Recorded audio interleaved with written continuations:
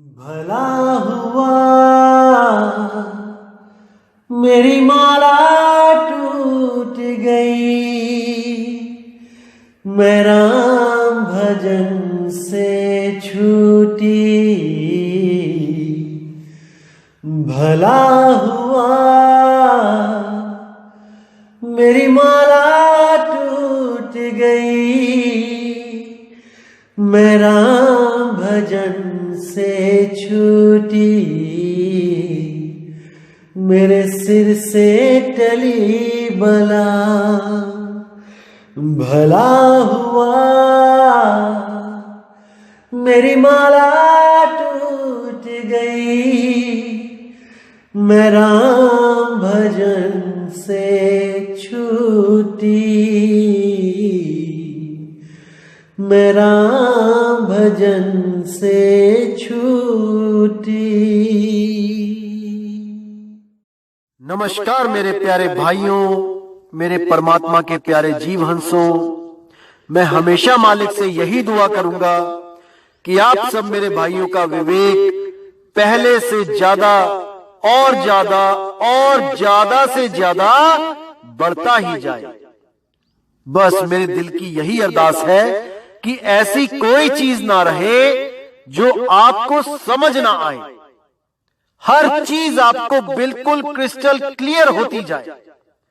बस यही चाहूंगा मैं, यही अरदास करूंगा उस बंदी छोड़ से, उस परमपिता परमात्मा से कि वो आपके विवेक शक्ति में बढ़ोतरी करता ही जाए और ऐसा कोई भी अज्ञान ना रहे इस दुनिया में जो आपको 1% भी भ्रमित कर पाए। कुछ ना रहे ऐसा। आपका ये भाई आपकी पूरी मदद करने के लिए तैयार है। बस आप निष्पक्ष भाव से इस सत्संग को सुनते रहिए और उस पर विचार करते रहिए। विवेक लगाइए कि जो मैंने बात कही है वो सत्य है या असत्य है। जवाब मेरे भाई आपके अंदर से ही आएगा। उस परमात्मा का जवाब आपके अंदर से आएगा। बस उसको पहचानने की कोशिश करो। साहिब बंदगी। और दोस्तों, आपको बताना चाहूंगा कि काफी दिनों से कुछ लिंक व्हाट्सएप पे शेयर किए जा रहे हैं जिसमें कुछ गुरुओं की फोटो लगाई गई है और कुछ भड़काऊ से शब्दों से टाइटल दिया गया है। दोस्तों, ऐसे किसी भी चैनल से हमारा कोई लेना देना नहीं है। आप उनको बिल्कुल ना देखें, बिल्कुल भी ना देखें, क्योंकि वो सत्संग हमारे ही अपलोड कर रहा है और गलत फोटो लगा लगा के दुनिया को भ्रमित कर रहा है। बिल्कुल भी उनका चैनल ना तो सब्सक्राइब करें और जिन्होंने किया है वो अनसब्सक्राइब कर दें। बिना मेरी परमिशन के जो सत्संग अपलोड किए जा रहे हैं ये बिल्कुल गलत बात है। आप ये सब बंद करें। और कोई भी मेरा भाई अगर अपने चैनल पे कोई सत्संग मेरा चलाना चाहता है तो पहले परमिशन लो। प्रचार में योगदान करना है तो बिल्कुल सही तरीके से करो। किसी भी गुरु की फोटो नहीं लगानी है। सब गुरु मेरे बड़े अपनी अपनी ठौर। शब्द विवेकी पारखी सो माथे कम और। हमने हर गुरु की इज्जत करनी है। हमें किसी भी गुरु से हमारा वैर नहीं है भाई। हर गुरु अपनी अपनी सीमा में अपने अपने शिष्यों को ज्ञान दे रहा है। जहां तक उसकी पहुंच है वो अपने अपने शिष्यों को पहुंचा रहा है। क्या दिक्कत है इसमें? इसलिए मेरे भाई ये जो गलत काम है इसको बंद करो और अगर करना ही है तो सही से करो। जैसे मैं किसी की फोटो नहीं लगाता हूं, आप भी मत लगाएं। साहिब। तो मेरे भाइयों, आज जो सत्संग हम करेंगे बहुत ही सुंदर वाणी है। पूरा विवेक लगाना है, पूरा विचार करना है वाणी पे। अंग 1323 पे ये वाणी है। इसको आप स्पष्ट पढ़ सकते हैं गुरु ग्रंथ साहब में, या मैं फोटो भी अपलोड कर रहा हूं। तो क्या कहती है वाणी? रामा रम रामो सुन मन पीजे, हर हर नाम अमृत रस मीठा, गुरमत सहजे पीजे रहाओ। मतलब कि जो वो राम का नाम है, जो रमता राम का नाम है, उसको सुन के दोस्तों विवेक लगाना है। उस राम का नाम सुन के मन पीजे, यानी कि मन के सारे विकार खत्म हो जाते हैं। पीजे यानी कि भीग जाना। जैसे कोई चीज कठोर होती है, जब उस पे पानी डाल दिया जाता है तो वो नरम हो जाती है। इसी तरह उस राम के नाम को सुनकर मेरा कठोर मन भीग गया, ये विकारों को छोड़ने के लिए तैयार हो गया। नहीं तो ये 5 विकारों में ऐसा उलझा था कि इसने जीना दूभर किया हुआ था। काम, क्रोध, लोभ, मोह, अहंकारा, ये 5 जग लूटे सारा। सारी दुनिया को इसने लूटा है, लेकिन जो उस राम नाम में भीग जाता है, जिसके हृदय में वो राम नाम समा जाता है, जिस सुरती को उस राम नाम का भेद मिल जाता है, उसको वो सुन लेती है, उस शब्द गुरु को वो अनुभव कर लेती है, ये 5 उसका पीछा छोड़ देते हैं। ये उसको परेशान नहीं करते। जैसे आप एक कमजोर आदमी हैं और आपका कहीं झगड़ा हो जाता है गली में, और 5 गुंडे आपको बहुत परेशान करते हैं, बहुत धमकियां देते हैं, डराते हैं, केवल इसलिए कि आपके साथ कोई नहीं है और आप कमजोर हैं। बहुत डराते हैं, जीना हराम कर देते हैं आपका, और आप कई बार ये सोचने लग जाते हो कि मैं आत्महत्या ही कर लूं, ऐसे जीवन से अच्छा है। लेकिन आपके जीवन में जब एक बदलाव होता है, एक ईमानदार पुलिस ऑफिसर आपके गली मोहल्ले में आके ड्यूटी करता है और वो आपकी व्यथा सुनकर आपको पूरा साथ देने का वादा देता है और कहता है कि अगर कोई भी परेशान करे 5 में से तो मुझे केवल एक फोन कर देना, और आपके साथ एक फोटो खिंचवा के आपको कहता है कि इसको दीवार पे लटका लेना, और जब भी वो आपको परेशान करने आए उनको केवल एक बार वो फोटो दिखा देना, और अगर फिर भी ना माने तो मुझे फोन कर देना। तो जब ऐसी स्थिति हो जाती है, आपके साथ एक शक्ति खड़ी हो जाती है, एक पावर खड़ी हो जाती है, तो आप भले कमजोर हैं लेकिन आपकी पहुंच ऊपर तक हो जाती है। उन गुंडों से ऊपर की ताकत से आपकी दोस्ती हो जाती है, तो आपको डरने की जरूरत नहीं है। आपका वो कुछ नहीं बिगाड़ सकते। इसी तरह जब शब्द गुरु आपके अंग संग हो जाता है तो ये 5 विकार आपका कुछ नहीं बिगाड़ सकते।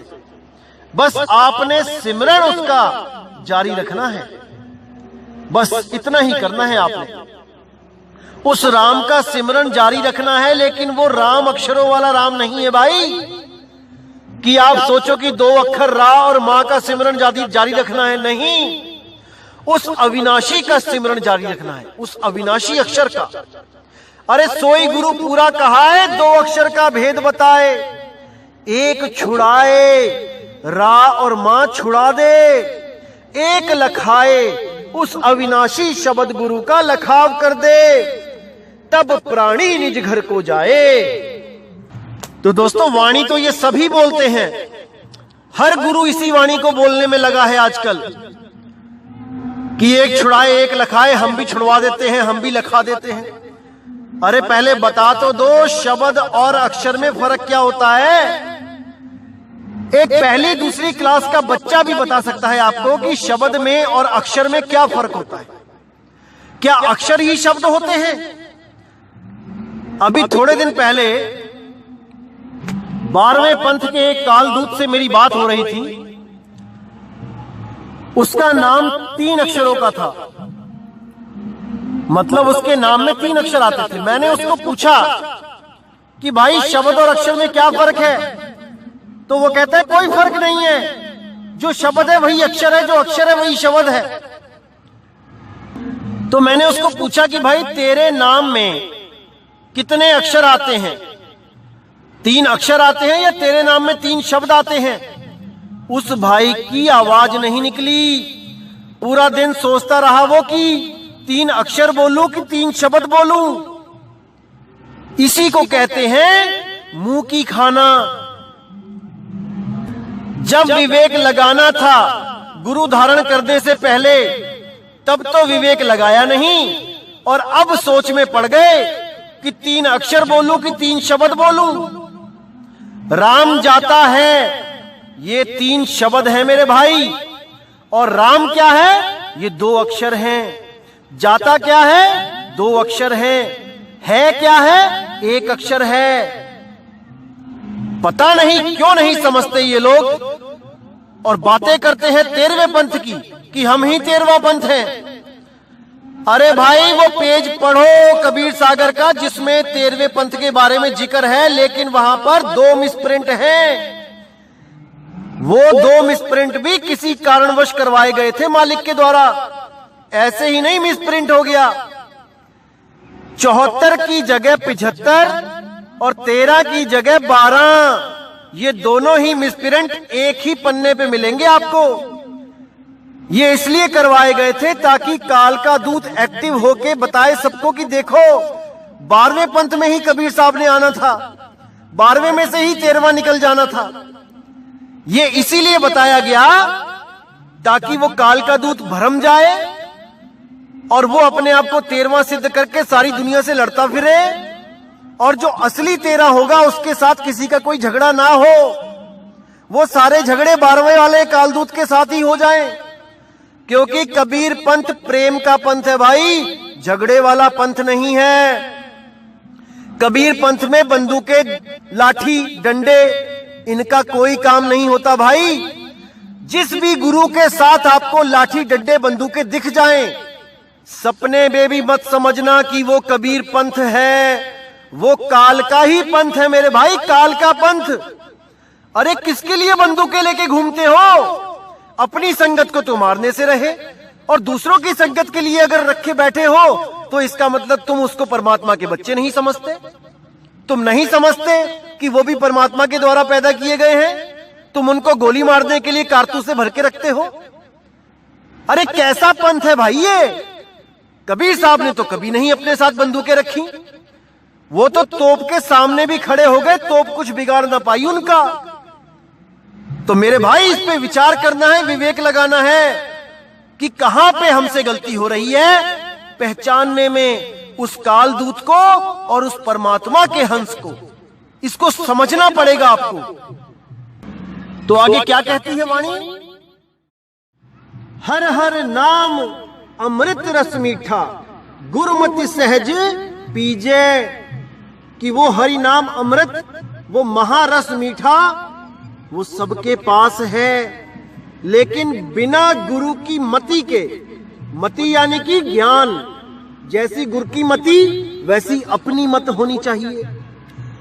उस गुरु की मत को पहचान के उसको अपनाकर सहज योग के द्वारा उस रस अमृत को पीजे, उसको पी जाओ, तब कल्याण होगा मेरे भाई।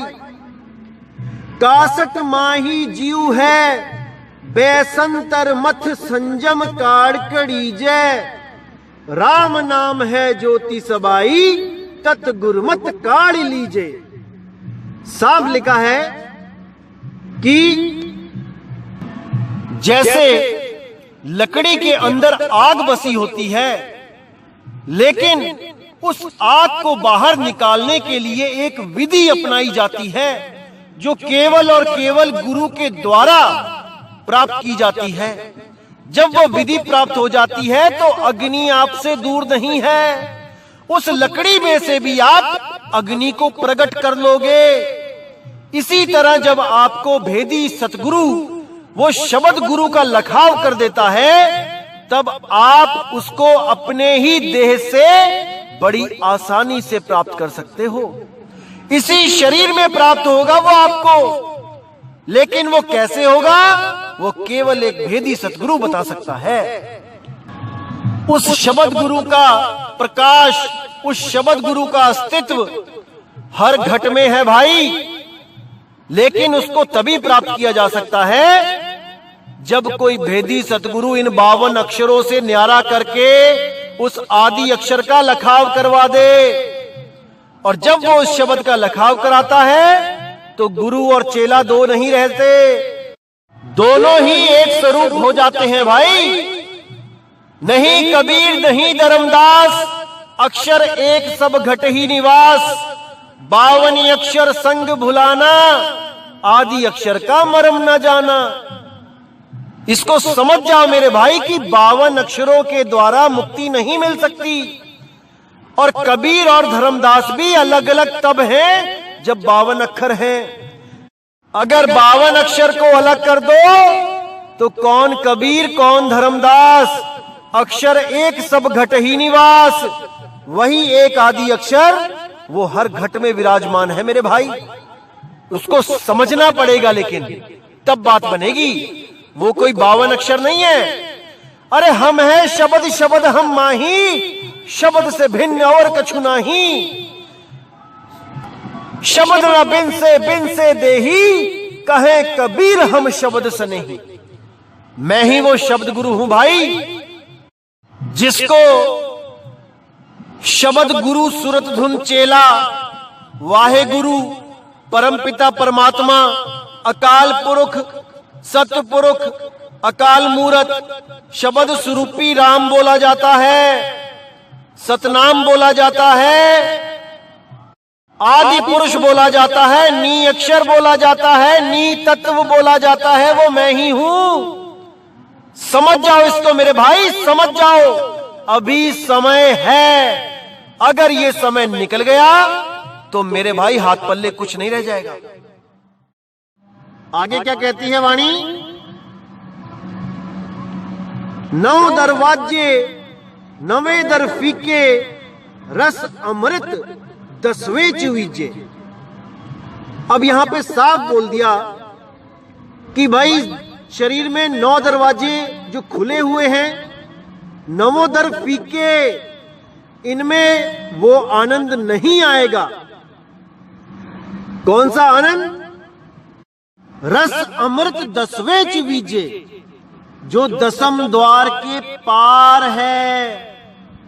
10म द्वार में नहीं है कि कोई सोचे कि त्रिकुटी में ध्यान लगा के और मुझे वो शरीर के अंदर वाला डुप्लीकेट नकली रस मिल जाएगा, डुप्लीकेट धुने वो 5 अनहद नाद सुन जाएंगी, उससे मुझे रस मिल जाएगा। नहीं मेरे भाई, वो 10वें के पार है, पार। 10वें के पार जो शब्द है वही 11वां द्वार है। उसी को शब्द द्वार कहते हैं, उसी को अम्बु द्वीप कहते हैं, उसी को अधर तार द्वीप कहते हैं। वही पुरुष है, वही द्वीप है, वही रहने का स्थान है। जैसे एक माँ ने गोद में बच्चे को उठाया है तो वही माँ है और वही माँ का नाम है और वही एक बच्चे के ठहरने का स्थान है जो उसकी गोदी है। वैसे ही वो शब्द, वो माता पिता भाई बहन सब कुछ वही शब्द है, वही सतलोक है, वही निज नाम है, वही निज रूप है, सब कुछ वही है। तुम ही हो माता पिता, तुम ही हो बंधु सखा, तुम ही हो। तो भाई अगर कोई कहे कि ऐसा कैसे हो सकता है कि माता भी वही है पिता भी वही है, माता तो स्त्रीलिंग होती है पिता पुल्लिंग होता है, तो उसके जैसा कोई मूर्ख नहीं है। क्योंकि भाई शब्द ना तो स्त्रीलिंग है ना पुल्लिंग है, शब्द गुरु ना तो स्त्रीलिंग है ना पुल्लिंग है, वो तो एक धुन है, जिस धुन में सुरती को हमेशा के लिए पनाह मिल जाती है वापस। जिस धुन से वो अलग होकर 52 अक्षरों को 52 धुनों को पैदा कर रही है, उसी 52 को त्याग के उसी अखंड धुन में जाके समा जाती है, तब उसकी मुक्ति हो जाती है भाई। अरे 52 अक्षर संग भुलाना, आदि अक्षर का मरम न जाना। जो नर परे 52 के फेरा, सो नर जानो काल के चेरा। 52 अक्षर जीवा धारा, आदि अक्षर जीभ्या से न्यारा। ताही को सत सुमिरन करिए, और सिमर सिमर नर उतरो पारा। वही वो सत सिमरन है जो 52 अक्षरों से परे है, जिसके लिए गरीबदास जी भी बोलते हैं 52 अक्षर लेख राम रंग होरी हो, ओ अक्षर या में नाही रंग होरी हो। कितना क्लियर उन्होंने बता दिया है कि वो 52 अक्षरों में नहीं है भाई, वो 52 अक्षरों से न्यारा है, न्यारा। कागज कलम कलेश है राम रंग होरी हो। कागज कलम के द्वारा लिखने वाले नाम कलेश हैं, कलेश। स्याही का नहीं काम राम रंग होरी हो, देही माह विदेह राम रंग होरी हो। बिन ही रसना नाम राम रंग होरी हो। वो ऐसा नाम है जो बिना स्याही के, बिना कागज के, बिना कलम के अपने आप हो रहा है। वो स्वतः हो रहा है, वो किसी किताब में नहीं लिखा जा सकता कि कलम और स्याही से वो कहीं लिख दिया जाएगा। अरे वो नाम लिखे पढ़े में नहीं आता भाई, वो तो केवल गुरु के द्वारा भेद बताने पर ज्ञान होता है उसका। 52 आखर जोरे आन, सके ना आखर एक पहचान। सत का शब्द कबीरा कहे, पंडित होए सो अनपढ़ रहे। पंडित जन को हो व्यवहार, ज्ञानवंत को तत्व विचार। जो ज्ञानवंत होगा वो केवल और केवल तत्व पे विचार करेगा, 52 अक्षरों को नहीं रटेगा। अरे उस आदि अक्षर पे, उस आदि नाम पे वो विचार करेगा कि वो कौन सा नाम है जो तब भी था जब इंसान नहीं था। इंसान नहीं था तो ये अक्षर नहीं थे, अक्षर नहीं थे तो ये नाम नहीं थे, नाम नहीं थे तो ये मंत्र नहीं थे। ये कोई मंत्र नहीं था भाई। तब कौन सा अक्षर था, तब कौन सा नाम था? उसी को आद सच जुगाद सच है भी सच, नानक होसी भी सच बोला गया है। किसको? एको सत्य नाम। केवल वो एक सत्य नाम ही हमेशा हमेशा से था और हमेशा हमेशा रहेगा। तो बोला गया है 9 द्वार नहोदर फीके, रस अमृत 10वें चूइजे। 10वें द्वार पे वो अमृत रस चू रहा है और उसको प्राप्त करने की विधि केवल और केवल बंदी छोड़ ही दे सकते हैं, जो बाबा नानक जी को बेई नदी के किनारे उन्होंने प्रदान किया था।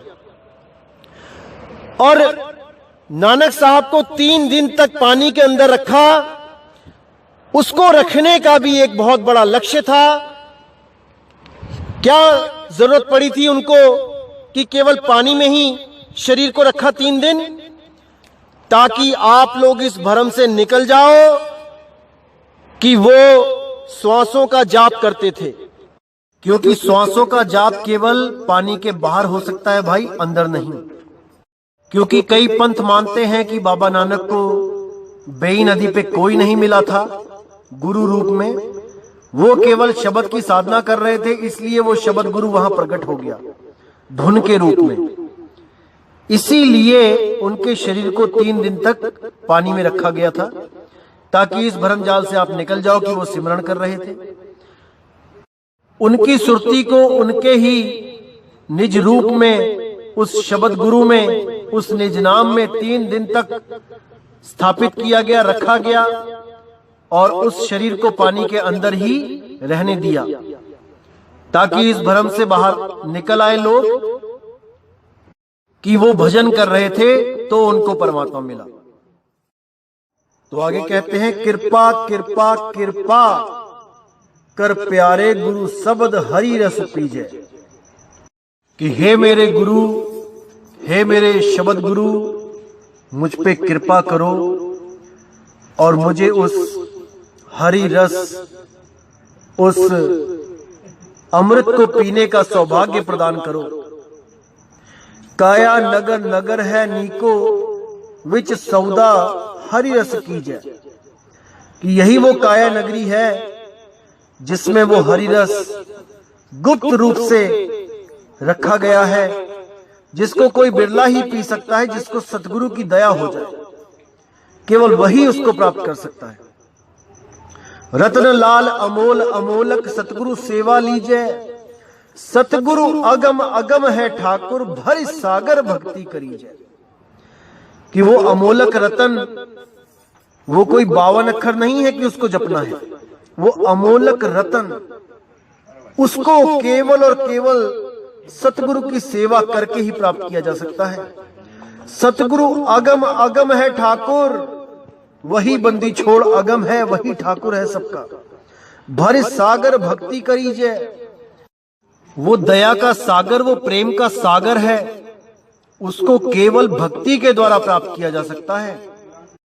कौन सी भक्ति? केवल शब्द की भक्ति भाई, केवल और केवल शब्द की भक्ति। अब आगे कहते हैं, कृपा कृपा कर दीन हम सारिंग, एक बूंद नाम मुख दीजै।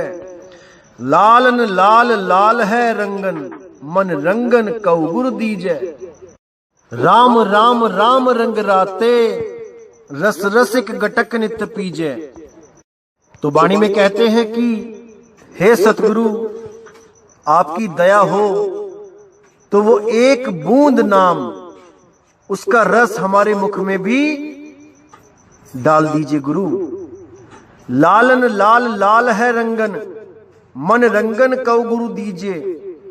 उस लाल की लाली जो हमारे अंदर भरपूर है, उस रंग में रंगने के लिए अपने मन को गुरु को सौंप दीजिए। राम राम राम रंग राते, रस रसिक गटक नित पीजै। वो राम का नाम जो 52 से परे, उसको गटक नित पीजै। उस रस को हमेशा ही पीते रहिए और उसको आनंद के द्वारा अनुभूति कीजिए। यही सब संतों का सार है, यही उनकी उपलब्धि है। तो अब कहते हैं, स्वर्ग मुक्ति बैकुंठ सभी बाचही, नित्य आशा आस करीजै। हरि दर्शन के जन मुक्ति न मांग ही, मिली दर्शन तृपत मन धीजै। कितना क्लियर कर दिया यहां पे कि जो लोग भगवान से स्वर्ग, बैकुंठ, ब्रह्मलोक, सतलोक, अलखलोक, अगम अनामी लोक मांगते हैं, वो आशाओं के बंधन में बंधे हुए हैं।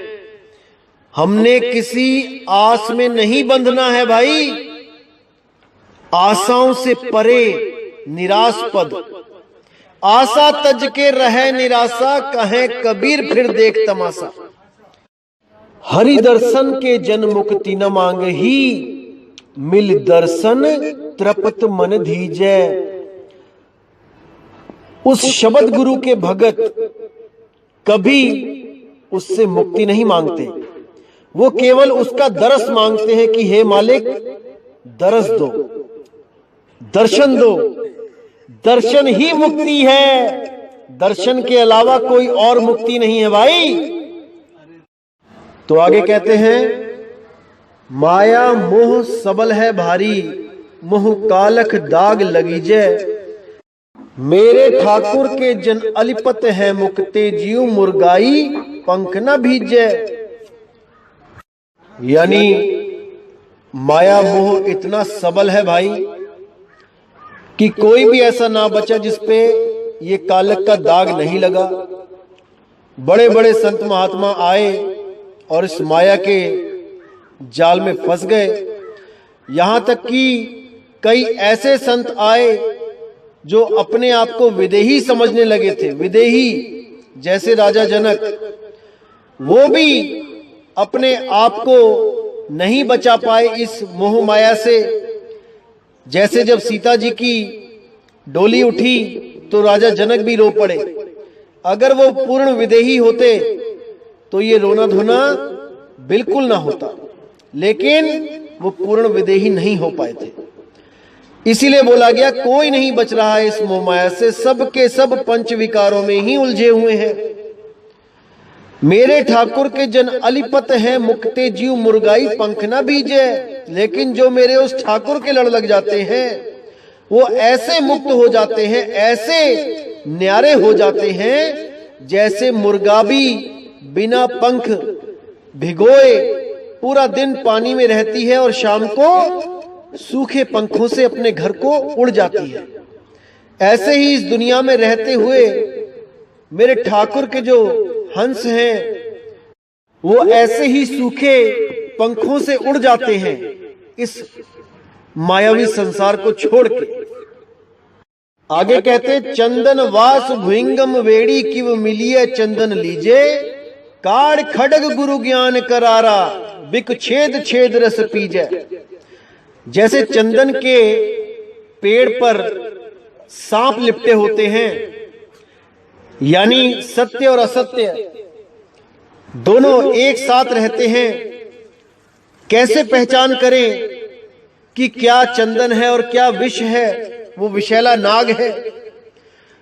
तो कहते हैं काड़ खड़ग गुरु ज्ञान करारा, गुरु के ज्ञान के द्वारा विवेक की तलवारें निकाल के विख छेद छेद रस पीजे, यानी उस असत्य को उन तलवारों से काट के वहां से केवल सत्य का रसपान कीजिए।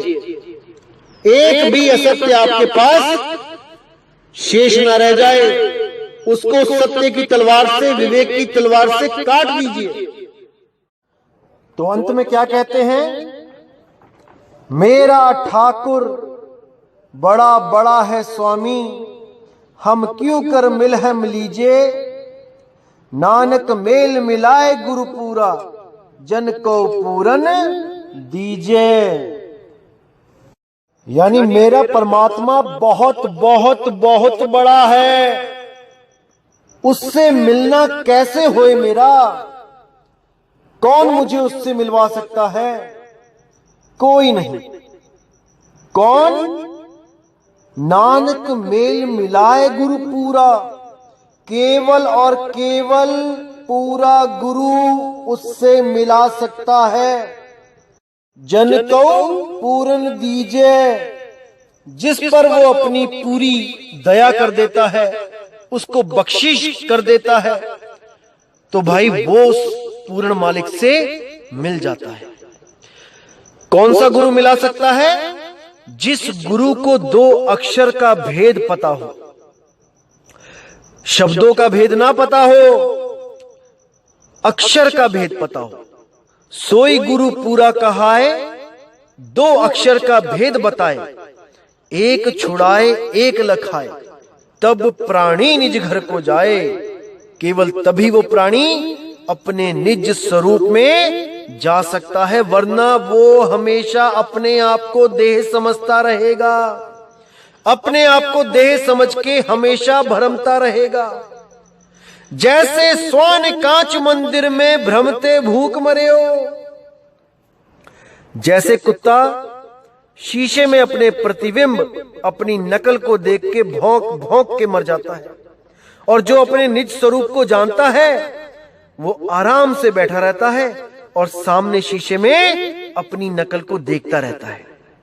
उसको पता है कि जो दिख रहा है वो मैं नहीं हूं, जो देख रहा है वो हूं मैं, वही दृष्टा मैं हूं। और वो एक दिन सतगुरु को प्राप्त करके दृश्य और दृष्टा दोनों से न्यारा हो जाता है। इसी को मोक्ष, पूर्ण मोक्ष कहते हैं भाई। और किसी सतलोक में जाके काजू किशमिश बादाम खाने को मोक्ष नहीं कहते हैं। अरे खाना पीना भी कर्म है भाई। अगर आप कुछ खा पी रहे हो तो कर्म कर रहे हो, और कर्म करोगे तो उसका भोग भोगना पड़ेगा।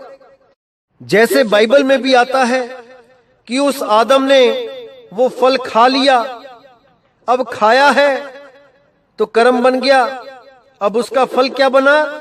उसको मल आया और उसने स्वर्ग में मल कर दिया, और इसके परिणाम स्वरूप उसको इस धरती पे भेज दिया गया धक्के खाने के लिए। तो अगर आप दोबारा वहां जाओगे और कुछ ना कुछ खाओगे तो भैया वापस आना पड़ेगा। अभी सोच लो कि क्या करना है। और कुछ लोग सृष्टि रचना का जिक्र करते हैं कि जल में एक अंडा उतारा गया, अक्षर पुरुष ने उसको क्रोध से देखा, अंडा फूट गया और काल निरंजन पैदा हो गया। अरे मेरे भाई, अच्छी तरह ग्रंथ को पढ़ो। उसमें क्या बोला गया है कि जब 5 तत्व भी नहीं थे तब क्या किया था काल ने? तब 5 तत्व मांगे थे परमात्मा से कि मुझे 5 तत्व दे दो, मैं सृष्टि करना चाहता हूं। कौन से 5 तत्व? आकाश, वायु, अग्नि, जल और मिट्टी। अरे जब जल ही नहीं था पहले, क्योंकि जल तो काल पुरुष लेके आया है परमात्मा से मांग के, कहानी के अनुसार, तो जल में अंडा कहां से आ गया जिसमें काल पुरुष की उत्पत्ति हुई है? इतना भी विवेक नहीं लगा पाए और बन बैठे सतगुरु। भाई समझ जाओ इस बात को। अभी दिल्ली बहुत दूर है, अभी बहुत कुछ समझना है आपको, और अगर नहीं समझोगे तो 84 का चक्कर भाई सामने ही है, गोते खाने पड़ेंगे। और कुछ लोग वीडियोस निकालते हैं कि मदन साहिब को कबीर साहब ने दर्शन नहीं दिए, राधा पति यानी राधा जी का पति कृष्ण काल उसने दर्शन दिए। तो मेरे भाई, आपकी जनरल इंफॉर्मेशन के लिए बता दूं कि कृष्ण जी राधा जी के पति थे ही नहीं, तो वो कहां से आ गए? राधा का पति, पहले उसका नाम ढूंढो, वो कौन है, तब बात करना आके। बिल्कुल बच्चों वाली बातें करते हैं, अविवेकी बातें करते हैं, ऐसी बातें करते हैं कि क्या बताऊं मैं। ये विचार नहीं करेंगे कि ज्ञान क्या बताया जा रहा है। नाम का संधि विच्छेद करके राधा का पति बना के रख दिया, शर्म आनी चाहिए। अरे विदेही का ज्ञान दिया जा रहा है, विदेही का ज्ञान, समझो इस बात को। और दोस्तों, कई लोग आपको ऐसे मिलेंगे जिनको ये अभिमान होता है कि हमें किसी भाषा का ज्यादा ज्ञान है।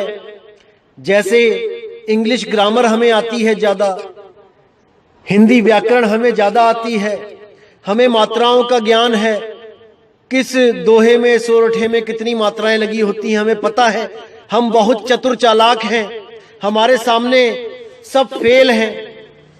तो दोस्तों, आपको मैं एक उदाहरण देता हूं। जैसे जब काल के दूत, पढ़े लिखे काल के दूत, व्याकरण के जानकार काल के दूत जब वाणियों में फेर बदल करते हैं, तब आप उनको पकड़ के दिखाइए बिना विवेक के। अगर आप केवल मात्राएं गिनते रह जाएंगे तो दोस्तों आप नहीं पकड़ पाएंगे। और जो ये मात्राओं के ज्ञानी बैठे हुए हैं, धुरंधर, स्वयंभू, आप इनसे भी अगर पूछेंगे तो ये भी वहां पे फेल हो जाएंगे, क्योंकि ये व्याकरण के हिसाब से चलेंगे, ना कि ये अपनी परख शक्ति के हिसाब से चलेंगे। जो विवेक शक्ति है वो व्याकरण को फेल करती है। जैसे मैं एक चंद लाइनें बोलता हूं, आप अगर उनसे पूछेंगे कि इसमें मात्राएं गिनो, तो दोस्तों सब में एक सी ही मात्राएं आएंगी, सबकी संख्या एक आएगी। तो देखिए, मैं 6 लाइन बोलता हूं, आप इनसे पूछना। चल नारी के संग, पर नारी के संग, रह नारी के संग, डर नारी के संग, हंस नारी के संग, फंस नारी के संग। इन 6 वाक्यों में एक सी मात्राएं आएंगी, एक भी आगे पीछे नहीं होगी। अब अगर काल के दूत वाणियां ऐसे बदलेंगे तो कौन इसको सही कर सकता है? मुझे एक भी अपना नाम बता दे।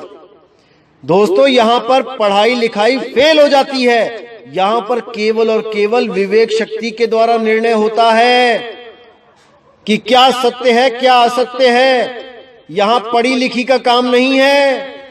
अरे पढ़ी लिखी की है नहीं देखा देखी की बात, और दूल्हा दुल्हन मिल गए फीकी पड़ी बारात। जब दूल्हा दुल्हन मिल गए, इशारा मिल गया सतगुरु से, तो ये बारातें, ये 52 अक्षरों की जो बारातें हैं, ये ग्रंथ हैं, ये सब फीके पड़ जाते हैं। और जो लोग इन ग्रंथों को लेके चलते हैं, गुरु को धारण करने से मना करते हैं कि गुरु की जरूरत नहीं है, ये बारात के साथ ही शादी को एंजॉय करते हैं और दूल्हा दुल्हन की खबर नहीं है। तो ऐसे लोगों से बच के रहना है मेरे भाइयों। ऐसे काल के दूत बहुत आएंगे भरमाने के लिए, आपने पूरा विवेक जगा के रखना है। यह आपका भाई हमेशा आपके साथ है, एक एक चीज क्लियर करता रहेगा, बस आपने सत्य और असत्य का निर्णय करते रहना है, भ्रमित नहीं होना है। तो दोस्तों, आज की जो वाणी थी, 9 द्वार नहोदर फीक के रस अमृत 10वें चुईजे। इसमें 9 द्वार क्या थे? गुदा, लिंग, 2 नाक के छेद, 2 आंख के छेद, 2 कान के छेद, 1 मुंह का छेद। और इसमें जो 10वां द्वार है वो असली 10वां द्वार है, ना कि इंगला पिंगला सुषमना को बोला गया है। थोड़ा विवेक लगाएं दोस्तों, जो 10वां द्वार है वो असली 10वां द्वार बोला गया है, ना कि ये आंखों के बीच में जो सुषमना नाड़ी जाती है इसको बोला गया है। अगर इसको बोला गया है तो फिर अगला जो 10वां असली द्वार है वो 11वां हो जाएगा और शब्द फिर 12वां हो जाएगा। तो इसको अच्छी तरह समझ लें, जब संत 10वां द्वार बोलते हैं तो वो सुषमना नहीं होता है। सुषमना को शिव नेत्र बोला जाता है, तीसरा तिल बोला जाता है, 10वां द्वार नहीं बोला जाता है। 10वां द्वार गुप्त है, ब्रह्मरंध्र है ठौर, तहावा सुरती लिप्त करो देह तजो फिर। और वो क्या विधि होती है, कैसे उसको प्राप्त करना होता है? 10वें द्वार के पार जो 11वां द्वार यानी शब्द है, उसको कैसे प्राप्त करना होता है, ये एक भेदी गुरु ही बताता है। बाकी सब आपको मंत्रों के जाप के द्वारा, अजपा जाप के द्वारा, अनहद नाद को सुनने से प्राप्त होने वाले आनंद में ही उलझा देते हैं। जबकि सच्चा सतगुरु जाप, अजपा, अनहद, इन तीनों से अलग करके उस सार शब्द रूपी परमात्मा, उस विदेही गुरु, उस शब्द गुरु, उस अखंड नाम से जोड़ देते हैं भाई। जाप, अजपा, अनहद का कोई काम नहीं रह जाता। तो इस पे आपने पूरा विचार करना है दोस्तों, और मैं उम्मीद करूंगा कि आज के सत्संग से आपको बहुत कुछ समझ में आया होगा, और आने वाले 2-3 सत्संग और इन द्वारों पर ही होंगे और आप हर चीज को बहुत अच्छी तरह समझ पाएंगे दोस्तों। कोई भी आपको इन द्वारों का नाम लेके भरमा नहीं पाएगा, नहीं पाएगा। ये आपके इस भाई का वादा है आपसे, लेकिन आपने पूरा विवेक लगाते चलना है मेरे भाई। तो इसी के साथ दोस्तों आज का सत्संग समाप्त करते हैं। जय गुरु बंदी छोड़ वैराग साहिब, जय गुरु बंदी छोड़ साधु सरन साहिब जी, जय गुरु बंदी छोड़ मदन साहिब जी, जय जय सतगुरु बंदी छोड़ सतगुरु सत्य कबीर साहिब की सदा ही जय हो, सदा ही जय हो मेरे मालिक की। साहिब बंदगी सतनाम।